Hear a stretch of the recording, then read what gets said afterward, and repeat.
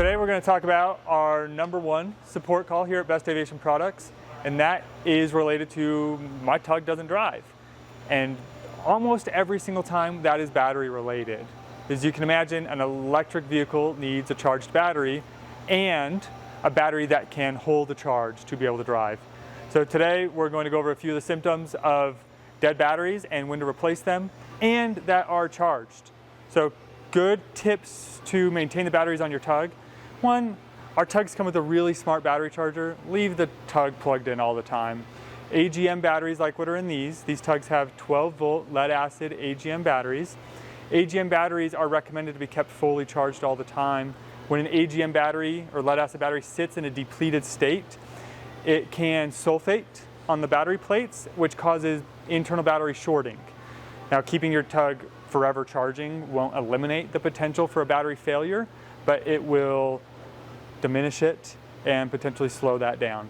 So typical battery replacement time is 2 to 4 years, can be less and can be longer depending on how you use your tug. If you remember to charge it frequently, if you remember to turn it off, good practices are turn your tug off and use your tug all the time. Fly more. The more you fly, the more you're safe. So here we're going to look at a few common practices with the tug, a few symptoms of a dead battery per se. One, you turn your tug on and nothing happens. It's time to replace your batteries. Second one, turn the tug on. The lights turn on, but when you go to drive your tug, it doesn't drive and the lights shut down. Third, you get the tug turned on and it drives, but as soon as you hook it up to an airplane, it stops driving. And fourth, when you're pulling your airplane, the tug stops driving. So all of those are different points of battery failure that are all under the same style of an internal battery short, where the battery will read a full voltage enough to turn the tug on, but the internal cells in the battery are beginning to fail or connect together and they short and they contact one another, and then the tug can't properly pull a load from the batteries and drive and move an airplane. So if your tug shows any of those symptoms, go replace your batteries. You can call us and we'll tell you to replace your batteries, but it's easy to just go pick up a battery at a local battery store. The batteries we use are 12-volt lead acid AGM batteries. They're sealed, they're maintenance free, apart from charging them and replacing them every few years. We don't use homemade lithium batteries. We like to use a lead acid gel battery so they're cost effective for you to replace, and so that we don't run the risk of burning your airplane down, burning your hangar down, and we like to use common, readily available batteries. So when you replace your batteries in your tug, please use a name brand battery. Duracell, Brightway Group, Panasonic, Interstate, Continental, UPG, big, massive, world-renowned battery companies. Don't buy a knockoff battery from an online retailer or from a small local store or a large chain store locally. The cheap batteries will show your tug driving, but as soon as you start to move an airplane, they'll fail, like the symptom we talked about earlier. Or they'll move your airplane for a few weeks or a month, and then they'll fail. And you'll think it's something else related, but it's still a battery issue because you bought a cheap battery. So buy a good battery. Even the most expensive batteries right now for this Bravo 5 tug are $120 a piece. So $240, you get 2 new batteries, and you're ready to go. I'm sure that will change with time, but for now, that's what battery replacement estimated cost is.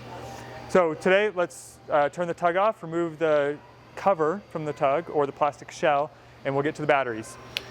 This particular tug, like all of our best tugs, has thumb screws on it to remove the plastic shell.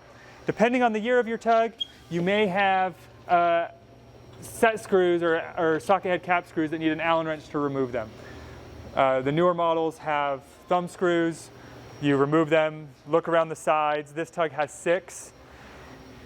Remove all 6 of them, and then grab the shell in the front and in the back and lift it straight up, and it'll come off your tug.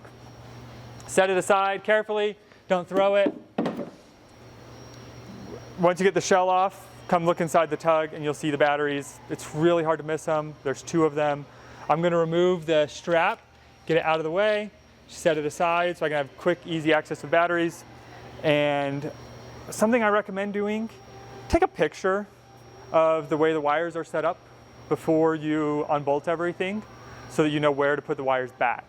If you put the wires back in the wrong place, your tug may not drive, or maybe not all the features will work, like maybe the air compressor won't turn on, or the lights won't turn on, or your tug, you know, has a helicopter lift, won't lift, or your tug just won't work.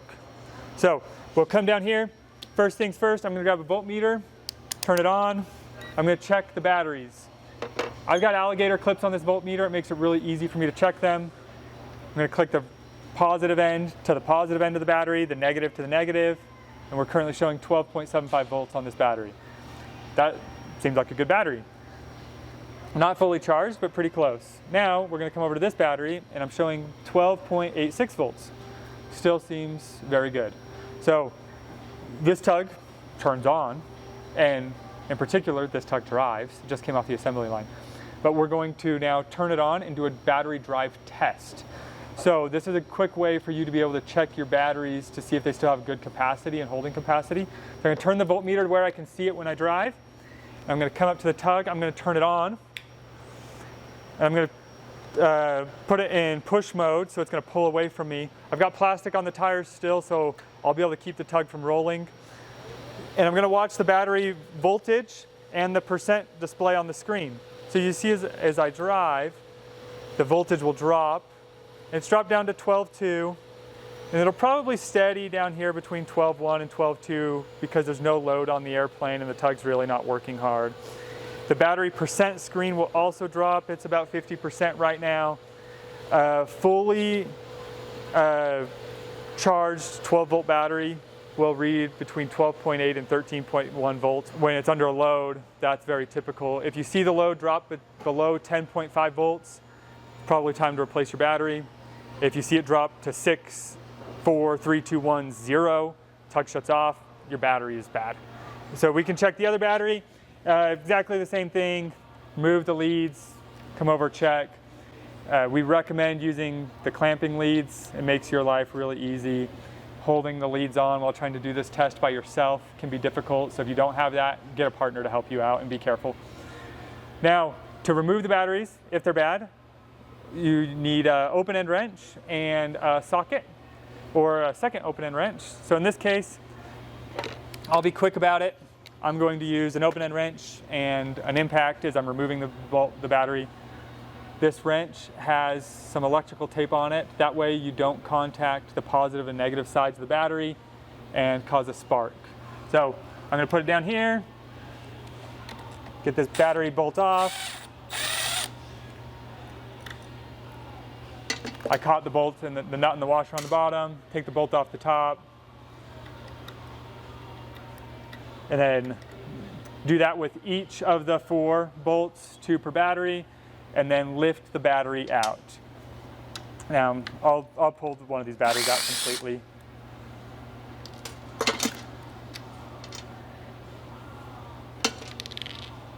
These 2 middle batteries on this Bravo 5 are connected by a copper terminal.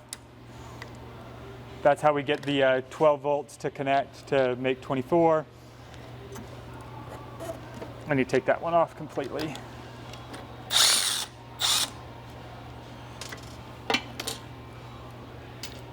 And you grab your battery and you lift it out. If you notice any battery bloating, also time to replace your battery. Batteries should look square and rectangle and flat on all sides. So now that you got your battery out, you can take a new battery and set it back in. Make sure to put it back in facing the correct direction, like the way they came out. Take a picture and match it when you put the battery back in. You just lower your battery down and then go back and connect all the connectors up. If you have any questions after getting everything hooked back up and your tug doesn't drive, please give us a call.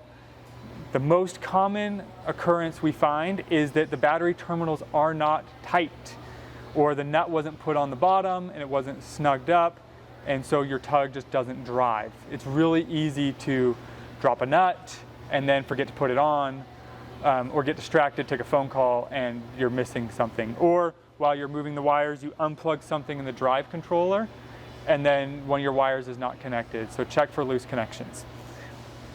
Thank you for joining me today on how to replace the batteries in Best Tugs Bravo. This is how you would do it in all of our Bravo models, from Bravo 4, 5, 8, 12, 15, 18, 24, maybe larger at some point. And have a great day.